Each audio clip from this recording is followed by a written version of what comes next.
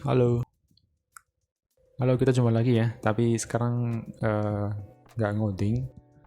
Mungkin di video kali ini kita akan mencoba untuk bahas tentang jurusan IT atau biasanya sih namanya teknik informatika, terus teknik komputer tergantung dari univnya mana ya. Ini by the way mic-nya di sini, bukan biasanya kan pakai handphone kan, headphone di sini terus mic-nya di sini.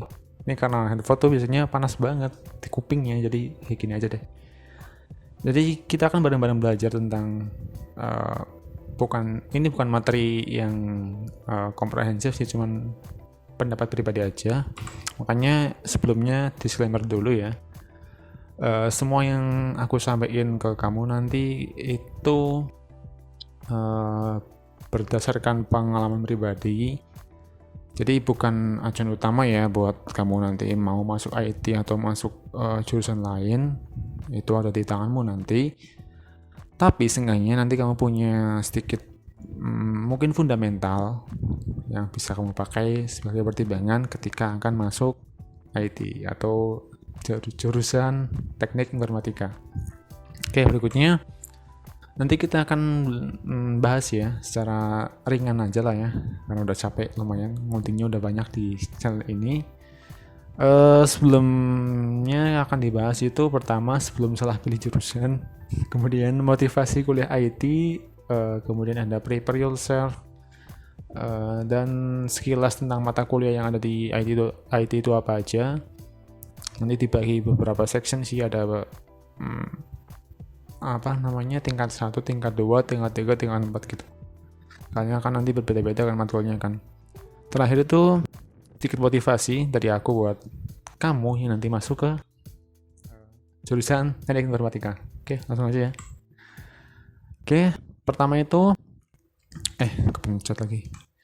Sebelum memutuskan kamu tuh mau masuk IT apa enggak, kalau dari aku nih, ditanya dulu nih ke dirimu sendiri, kamu tuh minat berkutat belajar di bidang teknologi apa enggak? Soalnya bukan cuma belajar kita ya, nanti juga kamu akan berkarir di bidang yang enggak jauh-jauh dari teknologi gitu. Dan kalau kita bicara teknologi, itu nggak semua orang suka loh. Ada orang yang maunya ya mau gampang aja gitu. Tapi di IT itu teknologinya bukan teknologi yang mungkin kayak HP terbaru, laptop terbaru, enggak. Teknologinya lebih ke dalam pembuatan dari mungkin backdoor-nya ya, dari aplikasi gitu. Misalnya ini ada WhatsApp ya, WhatsApp kan udah populer banget nih. Kalau anak IT itu biasanya lihatnya gimana sih cara WhatsApp itu bekerja di lintas platform gitu kan. Dia kan ada di iPhone, Android, bahkan dulu itu ada di Windows Phone. Nah itu tuh nanti anak IT mikirnya gimana cara bikin aplikasi yang bagus tuh kayak WhatsApp, gimana teknologinya apa aja gitu. Jadi bukan teknologi tentang HP terbaru, gitu ya. Ini agak bias di sini biasanya. Jadi sebelum masuk IT, saranku tentuin kalau kamu minat, sok lanjut aja. Tapi kalau belum minat, coba dicari-cari dulu referensi ya. Misalnya ada channel WPU, Pak Sandika, kalau minat di web. Atau kalau yang lagi lebih komprehensif itu misal ada di channelnya Programmer Zaman Now, itu lengkap banget sih. Aku juga sering mampir ke sana. Tapi kalau mau Android juga, aku juga bikin sih beberapa. Ya semoga aja bisa memberi gambaran buat kamu yang mau masuk ke IT. Oke, berikutnya, ilmu IT itu yang perlu kamu tahu itu update terus loh. Bahkan tiap tahunnya, ini contohnya Android ya, itu selalu ada pembaruan. Sampai sini tuh yakin nih nggak bosan buat belajar. Karena kita kalau di IT itu nggak bisa pakai referensi. Ini contoh aja, referensi itu kalau di IT nggak boleh lebih dari 5 tahun. Bahkan ada DOSBing atau DOSBEM itu maksimal 3 tahun. Jadi kalau lebih dari itu nggak boleh dijadiin referensi atau daftar pustaka dari skripsi teman-teman itu misalnya gitu. Nah, itu kan salah satu indikasi kalau teman-teman itu harus update ya tentang materi yang diberikan dari kampus atau dari luar kampus yang teman-teman bikin sendiri.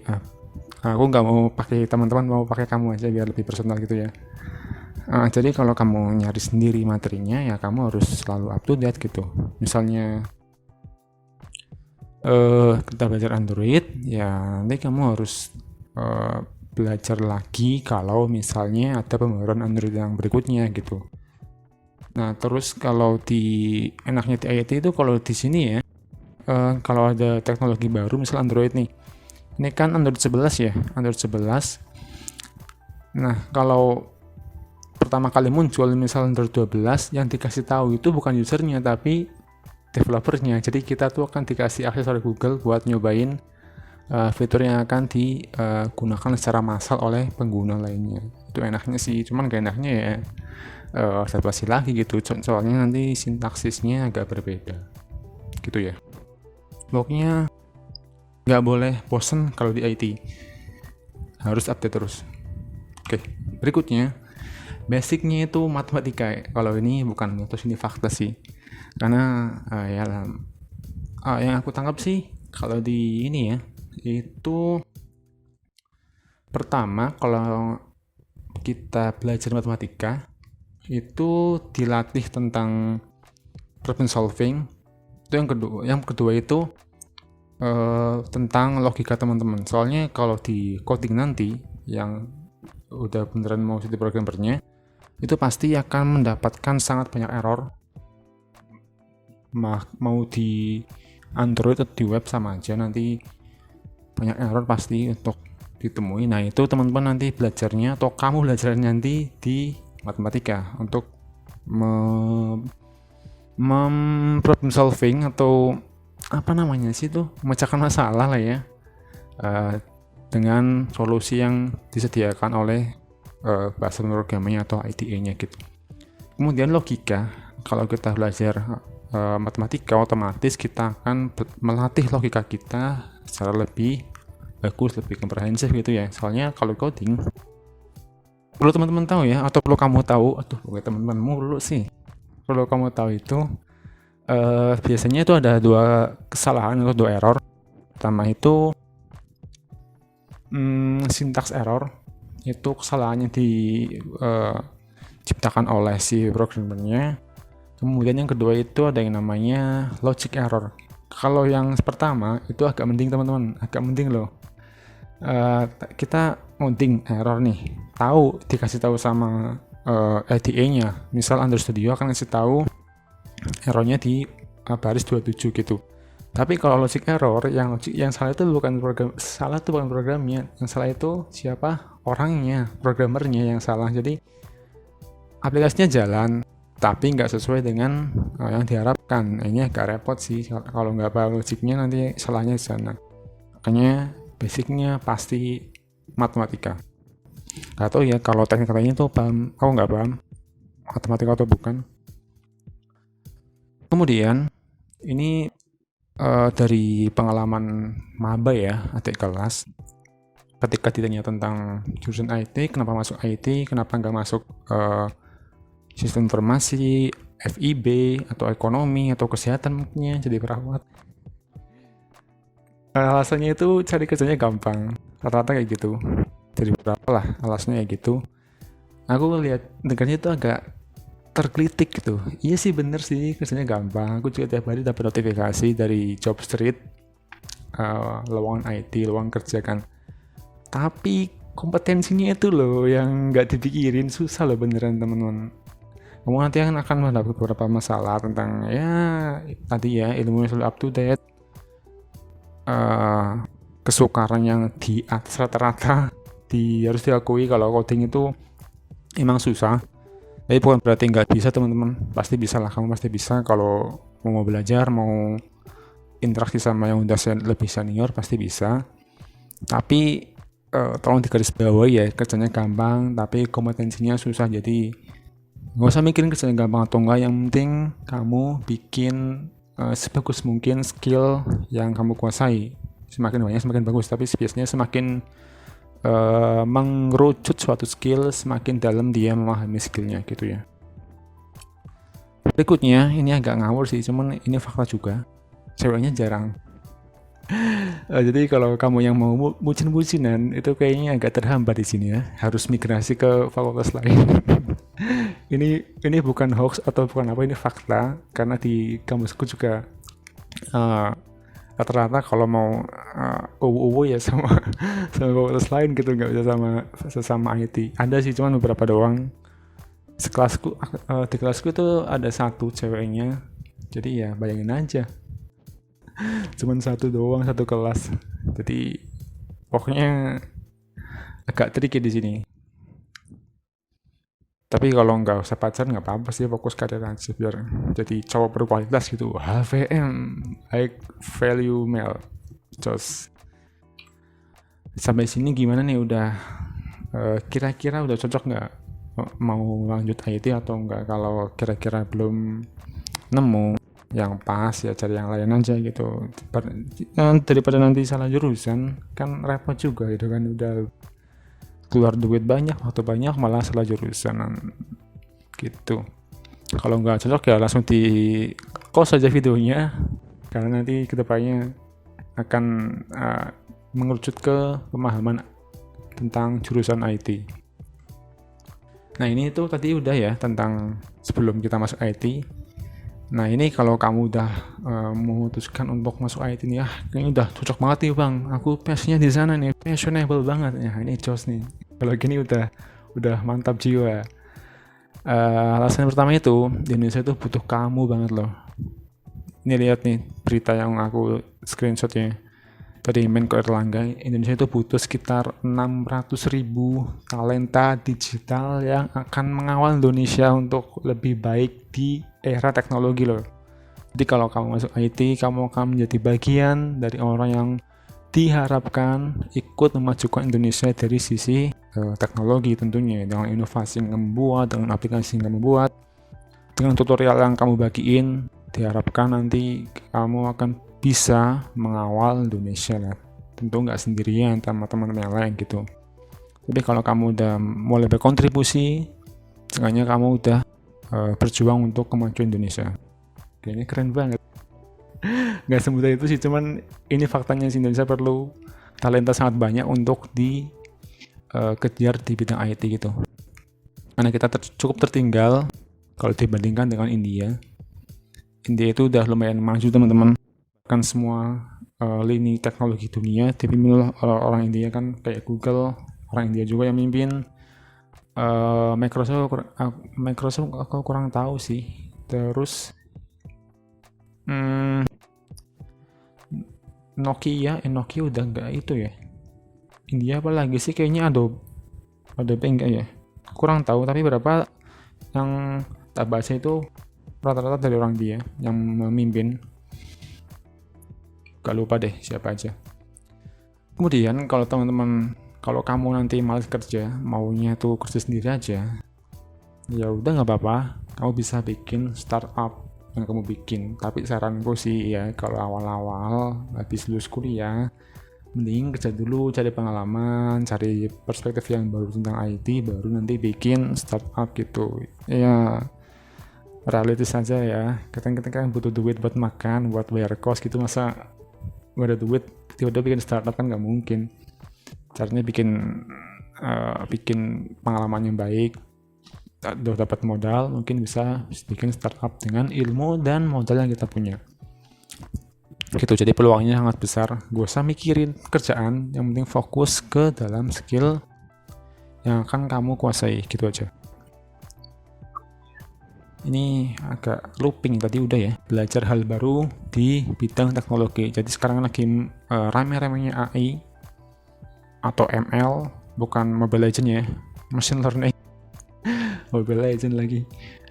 Teman-teman, nanti kamu akan belajar tentang teknologi baru ya, kamu diharapkan nanti punya gambaran lebih pas tentang teknologi. Jadi kalau teman-teman dari fakultas lain belum ngerti, kamu udah ngerti duluan gitu kan. Jadi kayak advance gitu, anaknya tuh berpikirnya masa depan, visioner. Nah gitu tuh anak IT banget.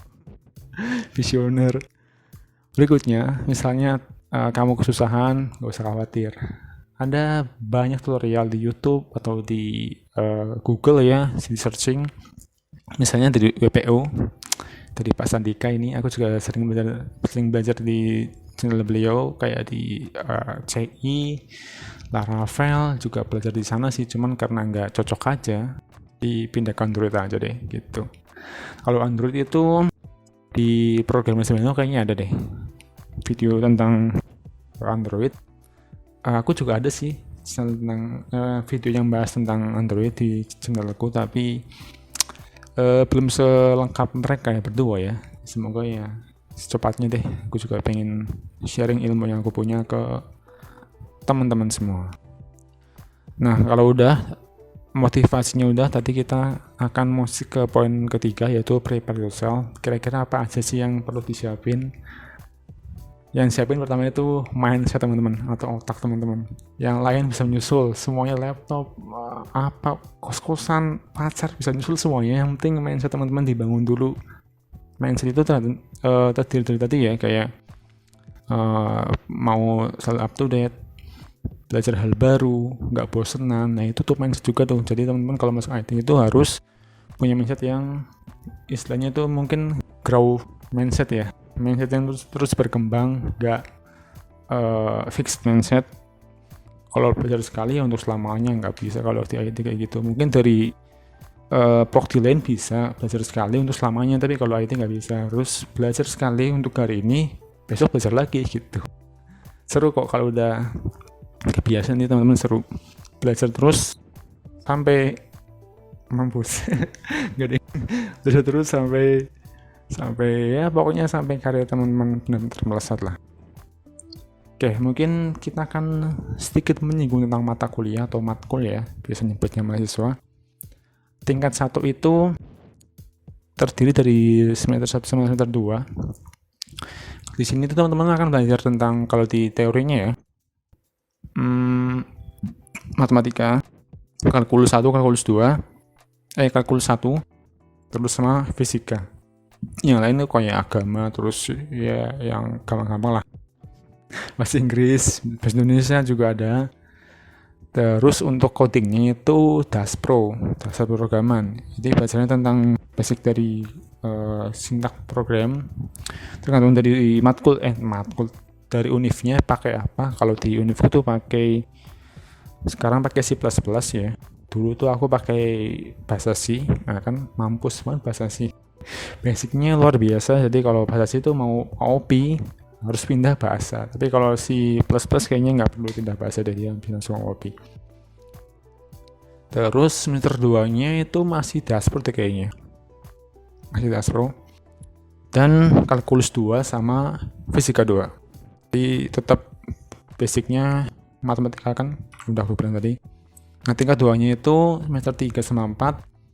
Semester 3 teman-teman nanti akan belajar tentang mulai masuk ke PHP ya. PHP, terus struktur data, kayak FIFO, first in, first out, LIFO, last in, first out gitu. Itu urutan dari program, akan dipakai banget kalau udah masuk ke dunia programming.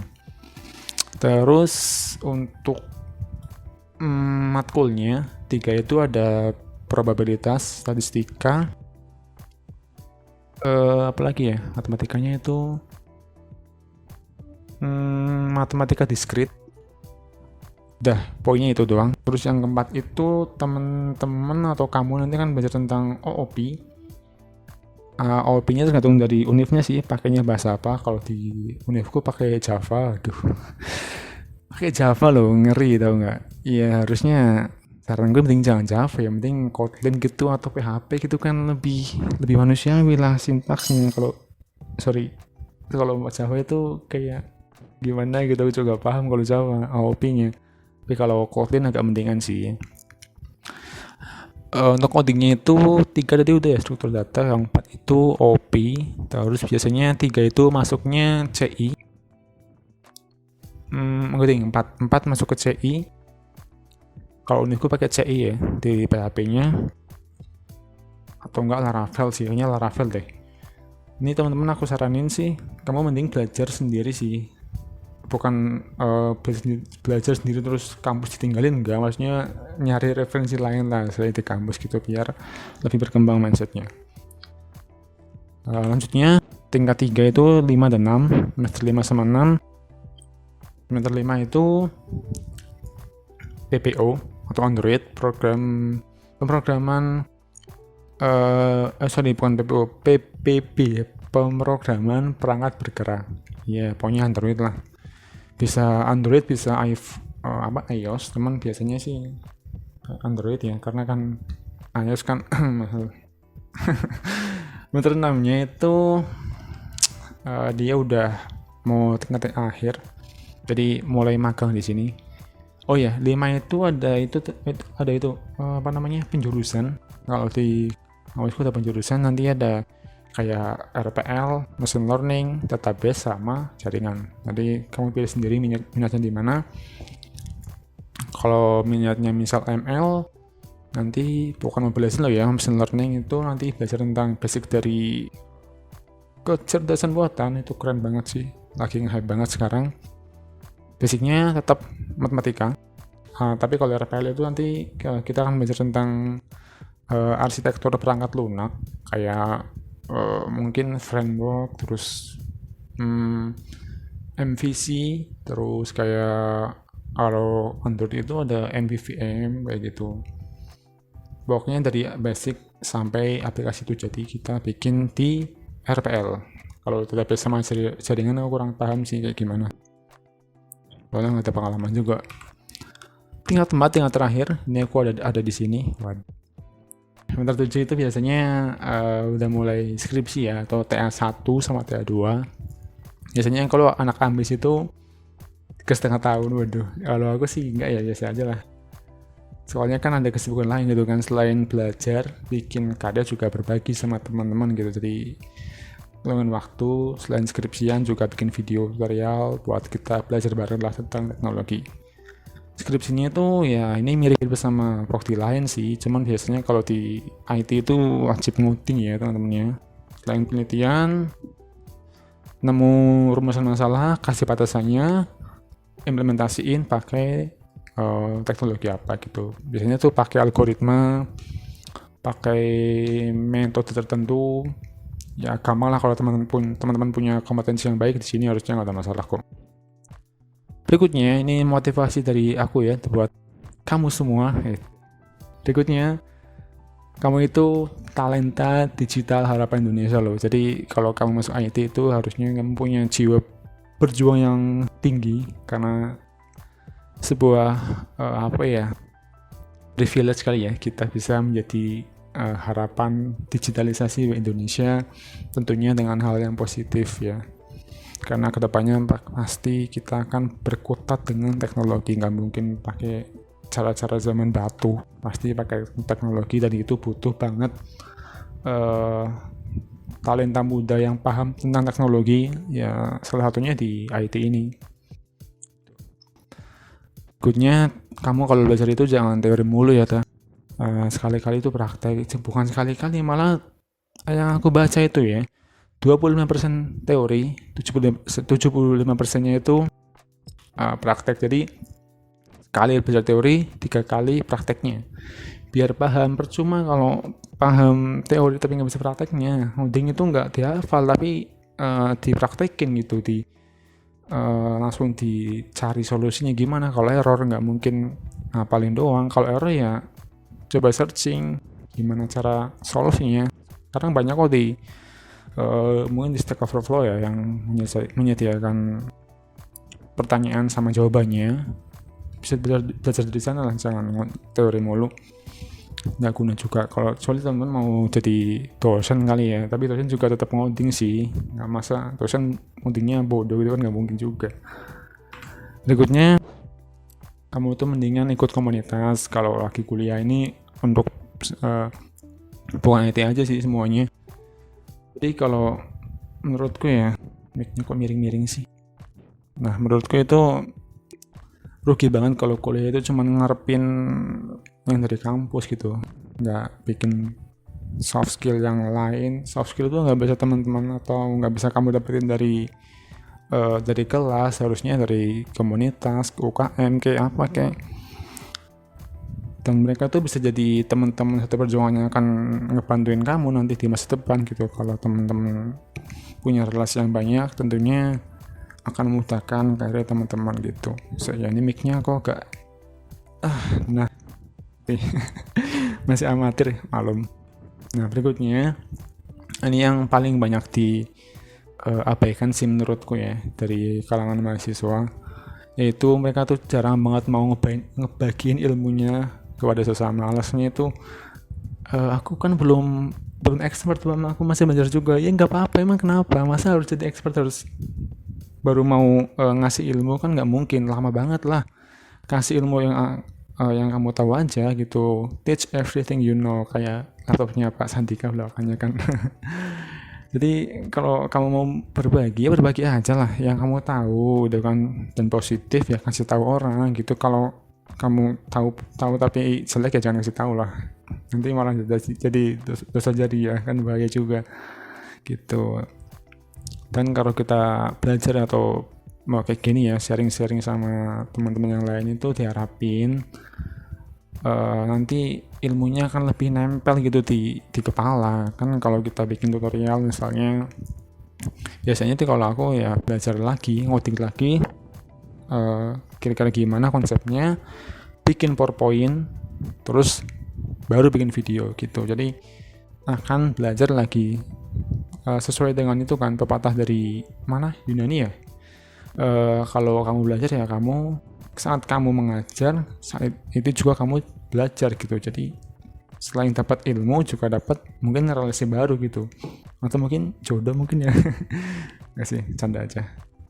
Itu ya, mungkin jangan lupain poin keempat ini tentang berbagi ilmu yang kamu dapetin. Nggak akan rugi kok kamu ngebagiin ilmu, malah akan semakin berkah insyaallah. Amin. Mungkin sekian ya video dari aku buat kamu yang mau masuk IT. Semoga cukup memotivasi. Ini video agak random sih. Aku pengen on cam aja karena nggak pernah on cam sih di channel ini ya. Cuman ngomong doang. Ini lagi di kos, ini ada kasur kan. Lagi di kos-kosan, jadi ya sekalian belajar, berkarya, berbagi. Ini hashtag yang dibikin oleh nih, tahu nggak? Mas Felixandro Ruby. Dia juga punya channel teman-teman, silahkan dicek aja. Dia bikin tentang channel motivasi atau channel yang bahas tentang buku gitu. Bagus kok channelnya. Kemarin udah beli buku soalnya. Oke, mungkin dari aku buat kamu segini aja ya. Mungkin nanti kita bisa diskusi bareng tentang hal lain dan on cam tentunya. Oke, sampai sini dulu ya. Dadah.